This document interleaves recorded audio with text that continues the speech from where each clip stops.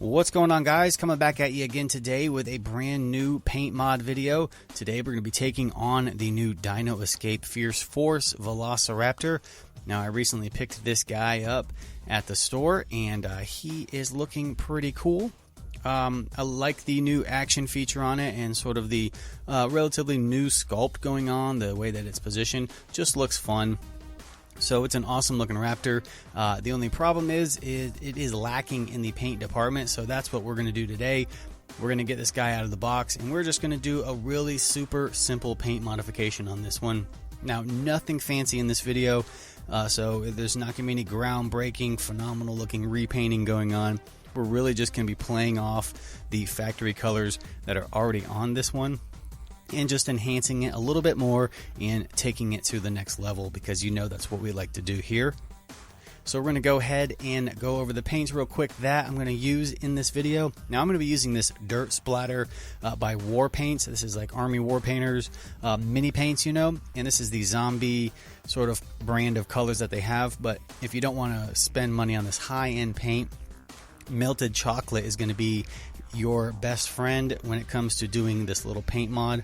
You can see here I actually tested it out. These two dots over here are the Dirt Splatter Army Painters paint, and these two dots over here are the Melted Chocolate. So they are very, very similar.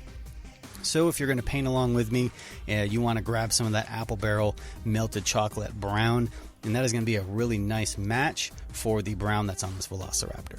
So I've got a little bit of the brown paint on my wet palette here. I'm going to get a little bit on the brush and I'm going to start coloring in these bare spots right above the hip area. Now, the idea for this repaint kind of came from me thinking, where does this Velociraptor live in, you know, Jurassic World, sort of like they're all over the planet now. Where does this one live? What kind of pattern would it have, and how would it help it in the environment that it lives in? That's where I kind of get ideas sometimes. I just start thinking about stuff like that. So I started thinking maybe this raptor lives somewhere in Africa somewhere, and it needs to sort of blend into its kind of deserty jungle surroundings. And that's where I kind of got the idea to sort of do like a leopard print, kind of giraffe print kind of thing on it, just to kind of, you know, make it look a little wild looking, you know, like it's a wild pack Velociraptor or something like that. And it's hunting like, you know, giraffe or rhino or something out in Africa. And so I kind of get like a backstory in my head, and that's where I sort of get the inspiration for this kind of stuff. So I've got a really fine tip brush here, and I'm sort of just tracing out some of the little designs that I'm going to have going down the leg and then color them in, you know, as I go along. So it's fairly straightforward here, so I will fast forward through this part. But if you want to slow the video down, I think YouTube actually has that option up on the screen somewhere. You can actually slow the videos down if you want to get, you know, a closer look at what I'm doing. But it really is just sort of bulking in these little patterns and stuff all over the leg, just sort of being creative and putting some designs on there. So moving on up to the face, neck area, same kind of thing, just sort of being creative here and kind of making it up as I go along and just sort of adding to the design. And that's really most of what this is. It's just kind of playing off the patterns that I have.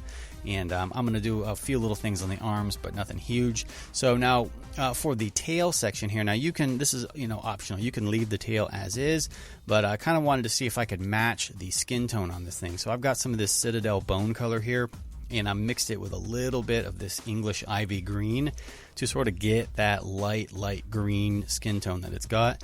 Now, if you don't want to, you know, fool around with Citadel, this khaki right here, pretty much the same exact color, mix it with a little bit of that English ivy green, and you can see here on my wet palette I actually have both of those paints mixed together. So that one's the Citadel, and this one here is the one with the khaki and the green.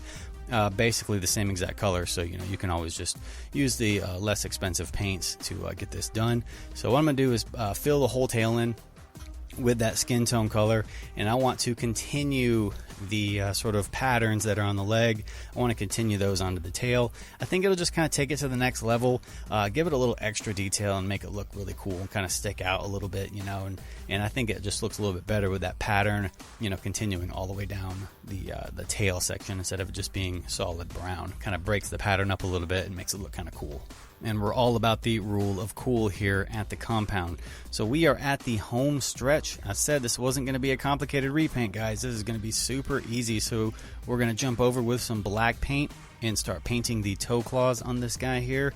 And I'm just going to use a satin black acrylic paint for the toe claws. Nothing fancy here.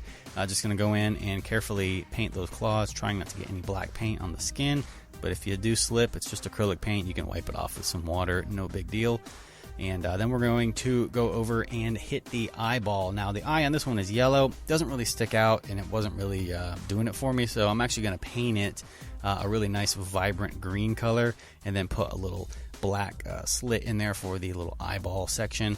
And that is going to do it for this repaint. So just like the Ceratosaurus here, we'll do a little before and after photos next to each other, and he is looking awesome. So I appreciate you all sticking around and watching. I hope you guys enjoyed the video and you got something out of it, and it has inspired your next repaint or paint modification. If it has, remember to tag me over on Instagram at the Jurassic Park Compound, because I always love to see what you guys can come up with. For more Jurassic related content, you know where to find me. Links will be in the description box below. You guys take care, and I'll see you around the compound.